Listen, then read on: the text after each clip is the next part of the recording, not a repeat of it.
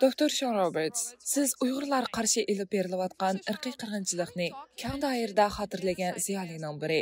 Sizningcha bugun Uyg'urlar vatanida Navro'z qatorliq an'anaviy bayramlar cheklangan ahvolda Uyg'urlarning Navro'zni Amerika Davlat Majlisida tabriklashining qanchalik ahamiyati bor?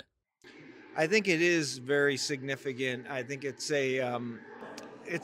a great triumph of the Uyghur American. Meningcha buning nihoyatda cho'ng ahamiyati bor.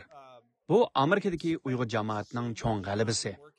Ular Amerika Davlat Majlisi a'zolari bilan 20 yildan buyon birlikda ishlab keldi. Men har qitim Uyg'ur tashkilotlari Amerika Davlat Majlisida uyushtirgan faoliyatlarga qatnashganimda, Davlat Majlisi a'zolarining Xitoydagi Uyg'urlarning vaziyati to'g'risida shuncha ko'p bilimga ega ekanligini va Uyg'urlarga yordam berish istikining cho'nqurligiga qarab, hamisha hayron qolaman. To help Uyghurs as well. Amerika xalqi Navro'z qatorliq Uyg'ur an'analarining vayron qilinishi va uning keng doiralik ta'sirlari haqidagi madaniy irqiy qirg'inchilikning qaysi muhim taraflarini texmo yaxshi tushunishi kerak? Yeah, I think Nowruz is a particularly important holiday in the sense because it is not. Navro'z bakla muhim bir bayram. Chunki u diniy bayram emas.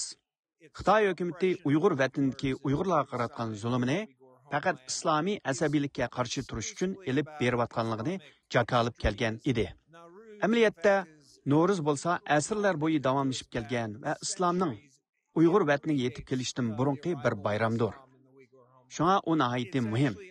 Chunki u Uyg'urlarni asrlar bo'yi bo'ysundirgan har xil hukumatlar, imperiyalar va boshqa kuchlarning Uyg'urlarning madaniyatini o'zgartirish urinishlariga qarshi turish qobiliyatini ko'rsatgan. Empires and so on that have subjugated Uyghurs over the centuries.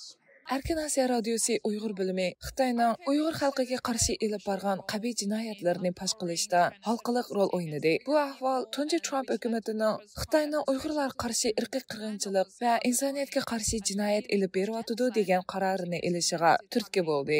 Sizningcha Erkin Asiya radiosi va yoki Uyg'ur bilimining taqilishi Amerika Qo'shma Shtatlari uchun nimadan derak beradi? Well, I think it'll be really unfortunate because right now Men buni haqiqatan bak afsuslanarli bir ish bo'ldi deb qarayman. Chunki hozir Uyg'ur madaniyati va kimligini saqlab qilish harakati butunlay Xitoyning sirtida bo'lib, u dunyoning hamma yeriga yo'tkalgan.